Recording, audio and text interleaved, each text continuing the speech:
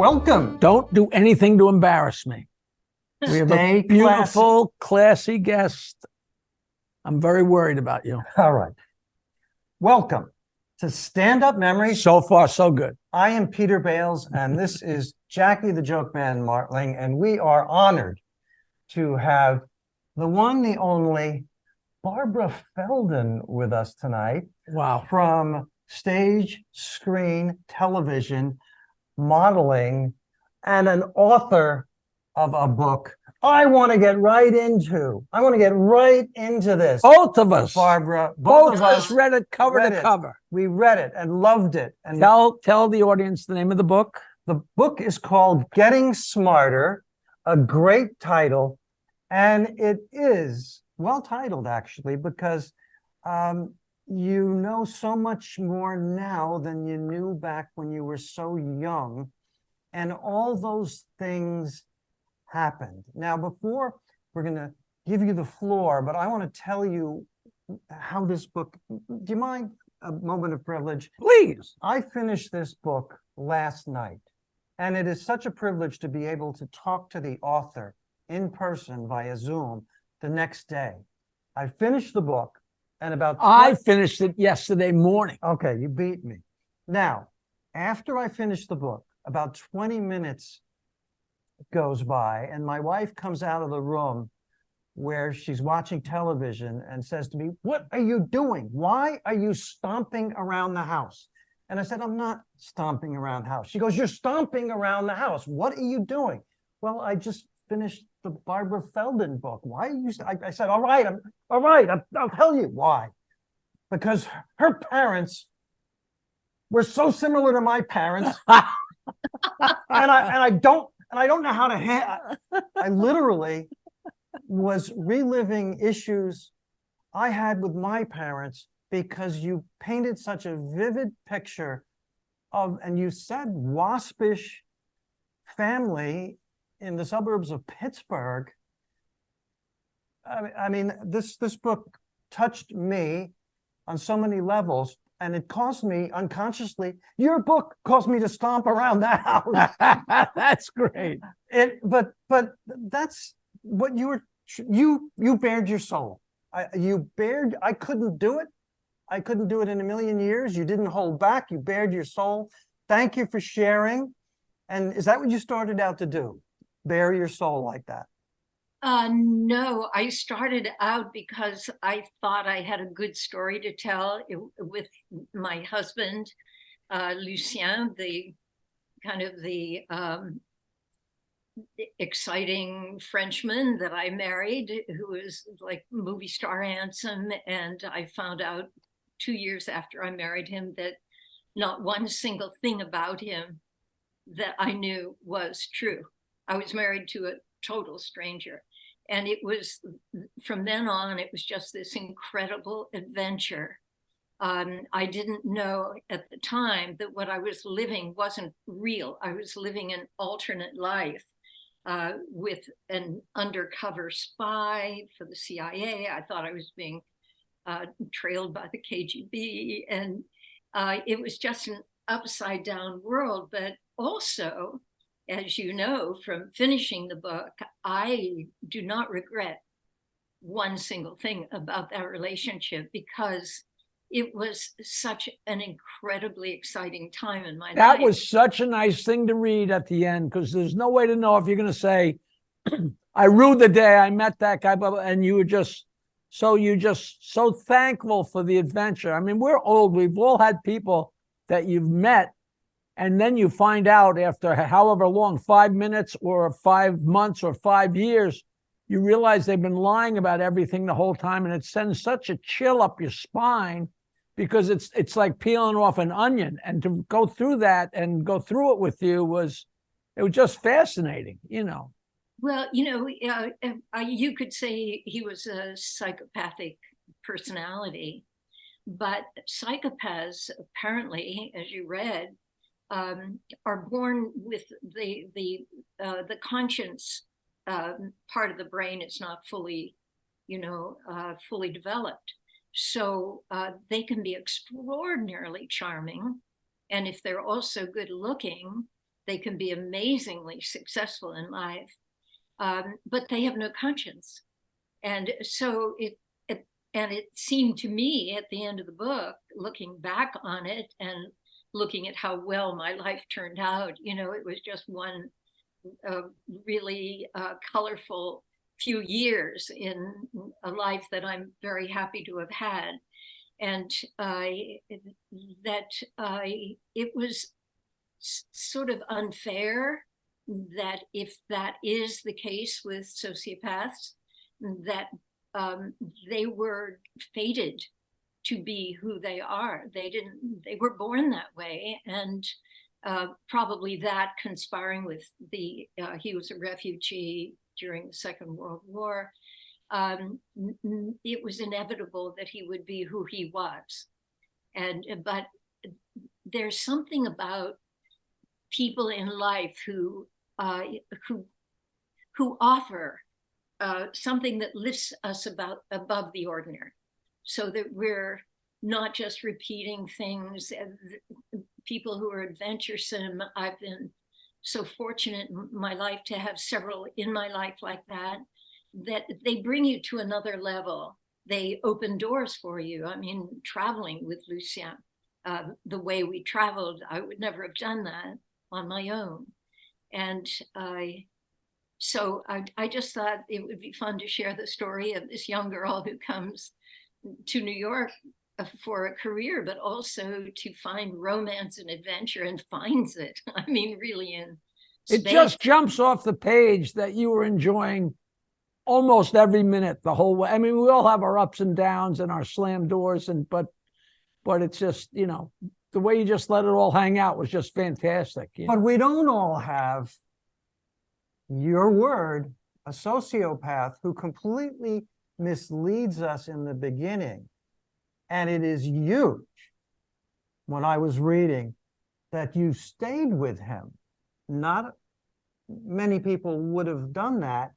And then I don't want to give away the book. Well, there's no way to give away the book because there's so much in it. Right. But, in the end, you have magnanimity, you have forgiveness, you realize that even with all the issues, the gambling and the lies, he had a positive.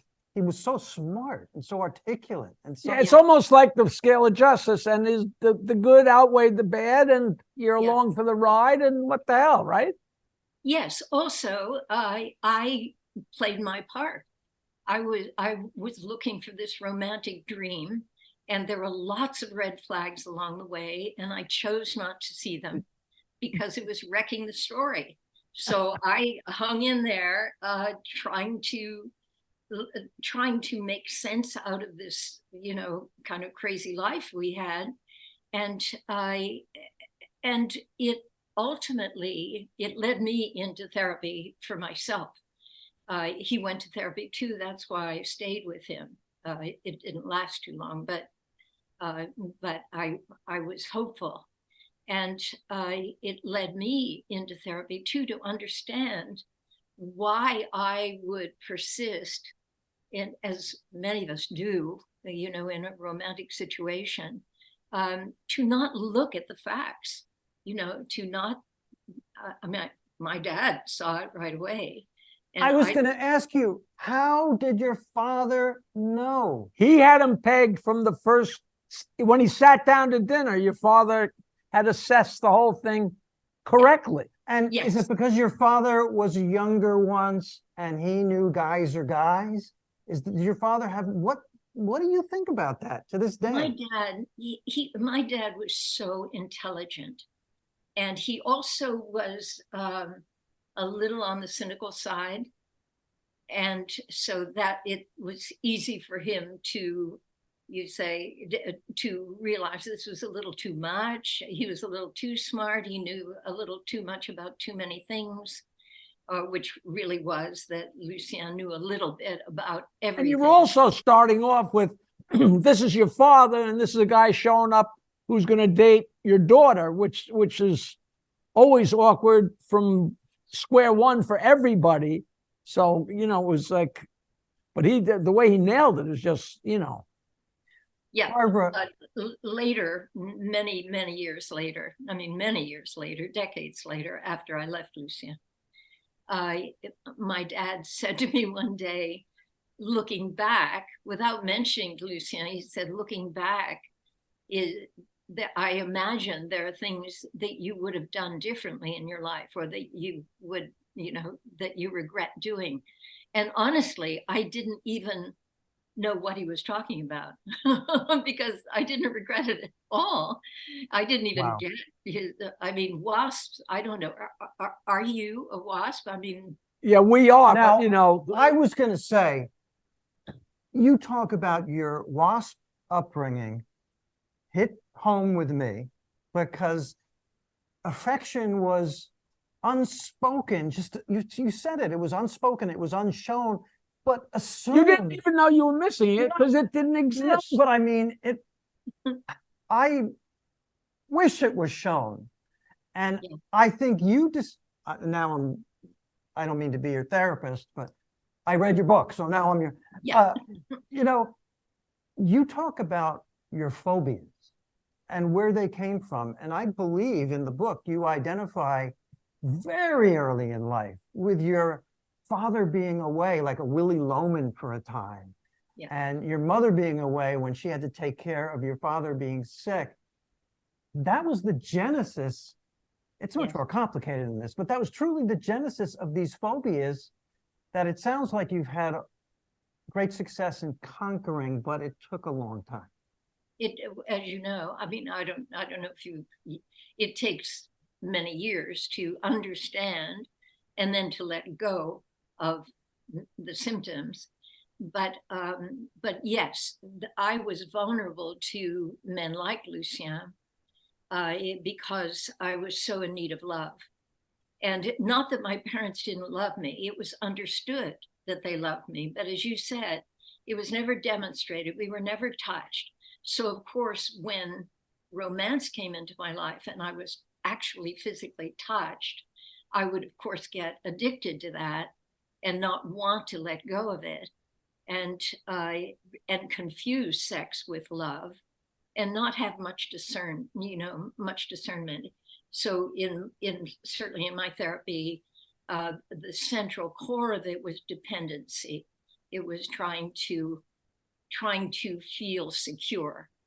And Wow. and my parents were good people, as you probably They got that were, impression. without a doubt. But it's the culture, it's the WASP culture. In the 50s, like there was no such thing as parents in my family, parents hugging or kissing. And I remember when I finally got to like 7th grade and moved a couple, started hanging out with people a couple miles away, which at the time seemed so far away.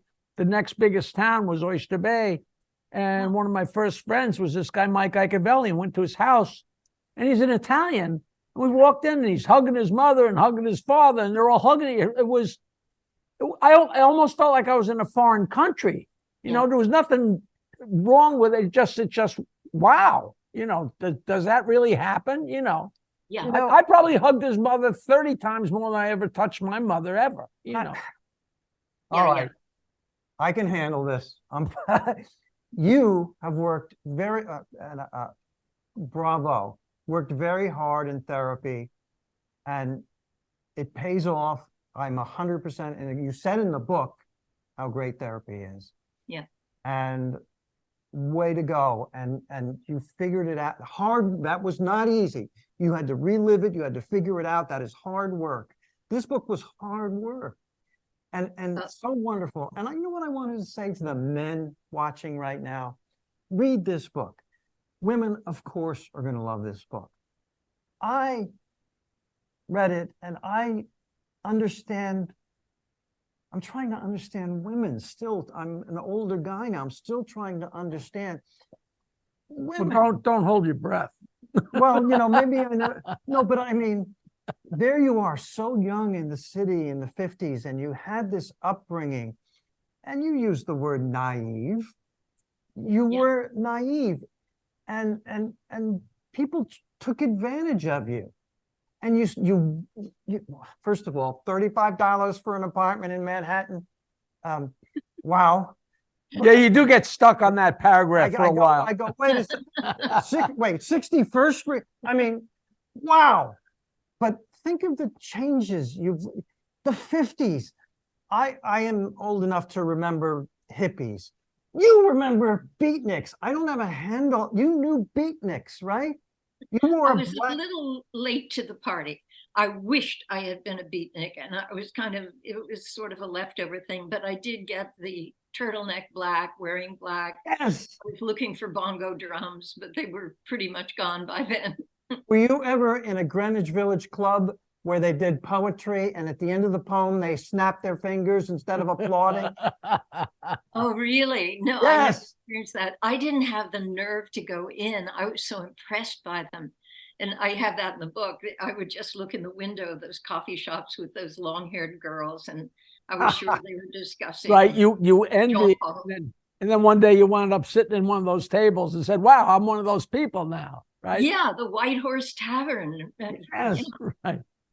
Now, and But as comics, reading about, you're on Rowan and Martin and you're with Ernie Kovacs. I mean, those things, after you had your success and were basking in it, you had so many great adventures. Like I don't know about him. I'm sure him too. We're drooling, I mean, the Ernie Kovacs show, that is early comedy. That's just, he's a genius. He's just incredible, Ernie Kovacs.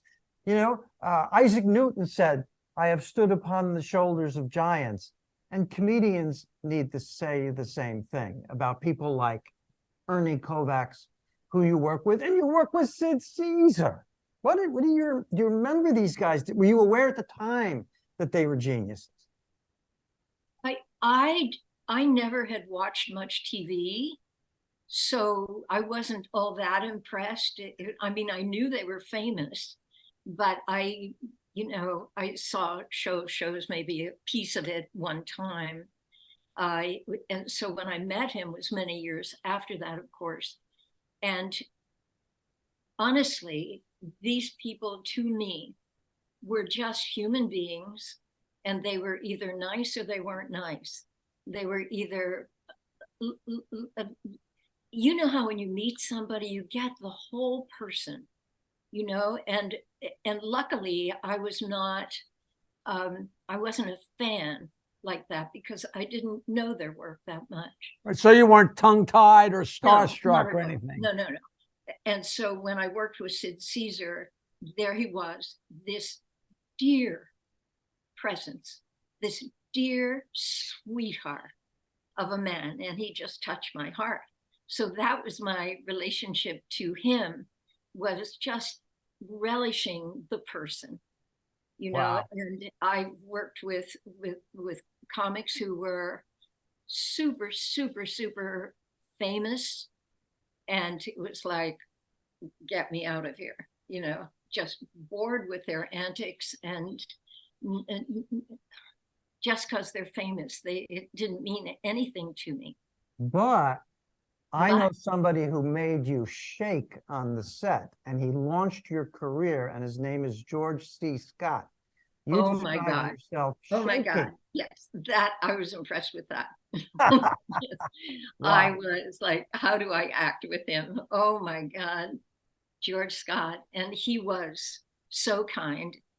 And, but yes, he rattled me because George, I mean, I knew his wife, Colleen, and I'd had dinner with the two of them once, but I don't think I even looked at him. I was so intimidated. George, though, when you think of encountering a whole human, he had this power. He had this energy, this something mysterious and possibly explosive and marvelous and scary. You just think of him as Patton. Scary. Yes, yes. How come he didn't find a role for you in Patton? I mean, I get in a tank. If he was really a friend, he would have. He could have slapped my face instead of the soldier. I'd have been happy. But every level you went to, you did the job. I mean, you don't think you got stuff you didn't deserve. You deserved it every inch of the way, right? You know, I was fortunate. And once I had a successful series, the network would just place me, because wherever the stars are of those series, they want them to be seen other places as well. Right. So it's like getting on a conveyor belt. And if you can find the way to get on, and being in a successful series is the entry. So you step on it, and then you just surrender. And if somebody told me that I was going to have to, do sketches with Dean Martin, who was also a big dear, I mean, what a sweetheart. Ah. A fortune teller said, "Here are the people you're going to work with." I don't know how I could have faced it. I'd have been so scared. Wow. But when it comes one at a time, just as in life, and there is a warm human being there, you notice if they're kind or they're not kind, or, it's so, I don't know how you feel about this, but when you meet a new person, like someone walks in the room, do you get a sense of the whole thing right then, the whole picture? And that it doesn't much change after you talk or get to know other things about it. It just complicates it a little. But that as human beings, we somehow connect with other human beings instantaneously. What do you think about that? Well, who? My answer would be sometimes. Who for you did you immediately respond to that way? There were just so many in my life, and I just noticed throughout life that what I got on that first impact with the person really never changed. I've always found out that your initial gut feeling about somebody is almost always right, and sometimes, very rarely, it's not. But sometimes you meet somebody, and something just isn't right. And I'm like, I don't know if I like this person. And sometimes you get surprised and you like them. And there's other people you meet that you like so much, and then you find out you were way off. But for the most part, I would say 95% of the time, the first read you get is usually pretty right on. It just seems to be, Yeah, I think that we have that capacity for communication. And that we just don't have the language for it, or the way to, maybe in the future sometime they'll be able to, discern that there are wavelengths between people. It'll be a science. But I don't know how we got off on this. It's an interesting topic. I love it. It is now the stuff of science fiction, but one day it might not be. But with Lucien, your first impression was not. Explain to the audience that. Now, this is okay. The core of this book. No, explain to the audience who Lucien was. He pronounced his name Lucien, right? Lucien. Yeah. Oh, Lucien. That's better than I'll. My father pronounced it Lucy-Anne. Did he really? Lucien. It was French, ultimately Belgium. The magic man that she met. Yes, the magic man that she met. You're going to see when you read the book, and everybody should read this book, was a fraud. And you have adventures with him and accept that's a betrayal. And yet, at the end of your life, you're in such a good place and able to forgive when other people, and at the end of the book, I'm wondering, could I forgive like that? Could I ever bear my soul? Some of the things in here are wonderfully embarrassing to you. I mean, you share embarrassments and tough spots you were in, and you also share some wonder. You had such a life. And I think you should keep. I think I thought of a title for your next book, okay. More than 99. Isn't that a great title? Yeah, You better not stop writing. I love it. And there's so much to say. I'm really a history guy as well. You're there at the end of the 50s, and then you're there as the 60s begin, and you're there when Betty Friedan's book, The Feminine Mystique, comes out and begins to change things. The whole ride. And the you whole were there ride. for the whole ride. You've seen, the 50s when a Cold War spy was actually almost believable. And then the 60s when, things begin so slowly to change for women. And you do realize, I don't know if you read. And you were in a magic sitcom during a magic time. And I told myself before this interview, don't turn into a fanboy, even though you are a fanboy when it comes to Get Smart and Don Adams. We are two guys, we are of our generation. That was a great show. And you're nice. You've probably all your life had, I hope people don't interrupt your meals and restaurants and want to talk to 99. But well, first of all, not anymore. They've pretty much forgotten. no, I haven't, and I know a lot of people who have. Plus, you have your bodyguard, Buddy Mantilla. Always Buddy Mantilla. Buddy sends his regards. We owe him. He was on the show and he was great. And I didn't believe him when he said he thought you would do the show, and we're so thrilled. Buddy, right before we went on to do the show, he goes, I don't remember really many of those stories from the old days. Then we go on, and he lights up like crazy with all. You got to see his episode, just like a candle. Just like a candle. We started, and he's like a candle lighting up with these great stories. And I saw immediately the dedication to the book for Buddy, and that's beautiful. That's just nice. Yeah, he's my gift in life for sure. Well, and you hit the lottery in life, and you dropped a hint in your book.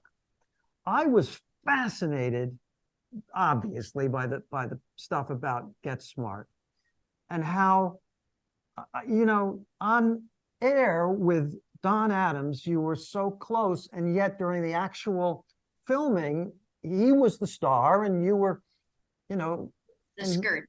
The skirt, yeah, but you were much more than the skirt. And if I read comments online about. There are people who say, there weren't many roles like that for women back then. And you were the only one on the show who understood what was going on. And you stand with great straight people like Dick Smothers. You mentioned how the Smothers Brothers was important, and that show was important, and it really affected me. And you were on it, for goodness sake. That incredible show. They were marvelous. And so, you were breaking ground. And, and I know probably that was really hard work, Get Smart. It was probably, I know you said it was in the book, long hours, hard work. Does you kind of forget about that and remember the good times as you go put time between Get Smart, the original Get Smart, and now? Yeah, we've all worked on shows that are really hard work, but are so rewarding. But you could actually get tired just reading, what you're going through. Like all of a sudden, it's time to start taping at 8:30 in the morning, but you've been going since 6 o'clock. You know what I mean?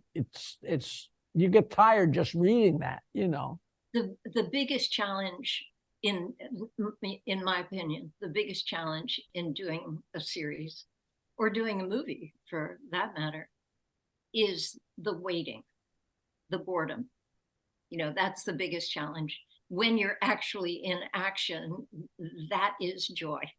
You're just waiting for those shots. But in the course of a day doing Get Smart, we maybe did 6 pages a day, and a script page is, just a little dialogue in the middle. Just wait now. It's like, whoa, So it was really the waiting, but Don's energy was just like a shot of adrenaline, the minute he opened his mouth. And, you know, I can't take credit for 99 being sort of a front runner of the possibilities for women as the women's movement began to unfold. And that was strictly Mel Brooks and Buck Henry. And I was not nearly as evolved or confident as Agent 99 was. And they put that character in me, you know, and so I was just inhabiting her, but I was not that enlightened yet. I became later. But you still did the job. Yeah, you wore that And- skin perfectly. Yeah, and you were perfect for the role. And this is what you gave a hint in your book, that, you know, Don was the star, and I understand that, and busy, and you didn't get to know him actually that well during this original No. series. But then you said later in life you got to be really good friends, and I'm going, what? That's great. How great is that? Circling back like that is wonderful. Yeah, it's interesting. When the show ended, we didn't know it was going to end, and I got a call from the network. It was then on CBS, and the guy said, you know, I'm so sorry, we're not going to do the next season. And I said, fine. I was really ready to move on anyway. And Don didn't call me. I didn't call Don. That was just the end. I mean, he got a phone call, I got a phone call, and we never saw each other. That was a real shocker in the book. I mean, they like literally pulled the rug out from under the show. Like all of a sudden, boom, it was over. That was the end. Yeah, but I don't think, you know, it's like the show was not, you know, a powerhouse at that time. So I don't think anyone was very shocked. It had already been dropped by NBC the year before and picked up by CBS. So when it went 1 year with CBS, and so I don't think anybody was saying, "Oh my God, this is really out of the blue." No, It wasn't such a shock. No, it was in the blue for sure. And later on, Then after, and Don and I doubt if he gave me much thought after that, or I did him. And then we did television movie of Get Smart Again, or something, I forget. And when we saw each other, it was as though seeing your long lost lover. I mean, it was just like, oh my God, it's you. And it was so sweet and easy and full of love. And I think that those seeds were planted during those early years and then just kind of germinated over time, unbeknownst to us.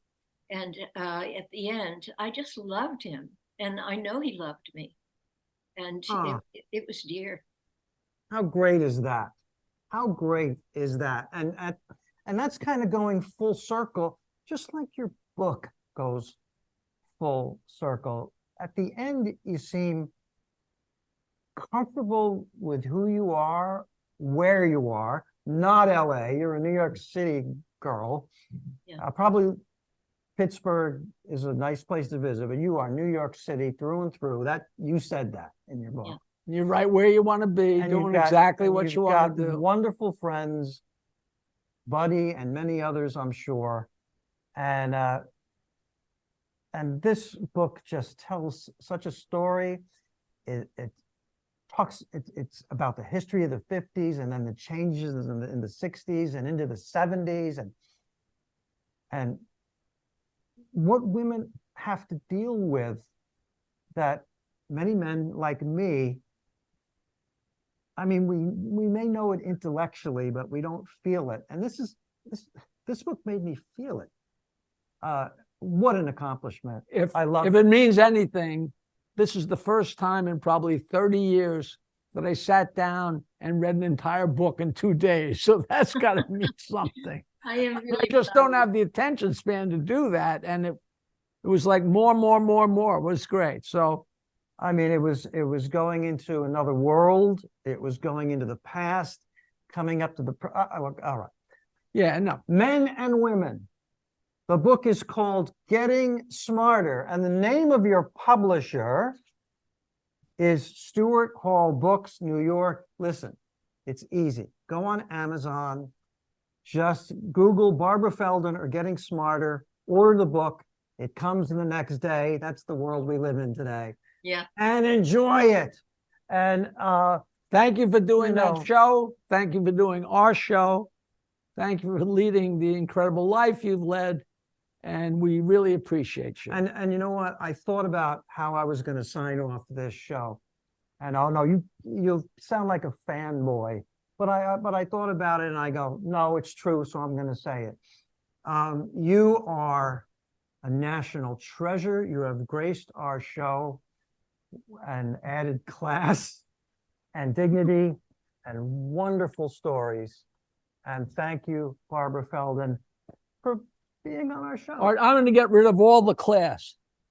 What do you do? Goodbye. No, it's the other end. It's the other No, end. wait a minute. please. You're not allowed to go yet. No, I get to say something too. Ah, I have never had an interview with two lovelier people. And I haven't had an interview about this book where the people who were talking to me had really attended to it to the extent you have.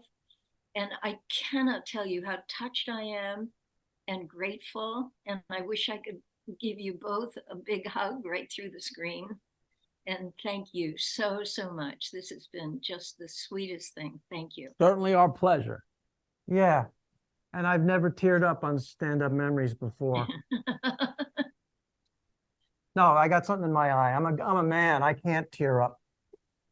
Well, back in the old Crying. no. Back in the old days, I couldn't.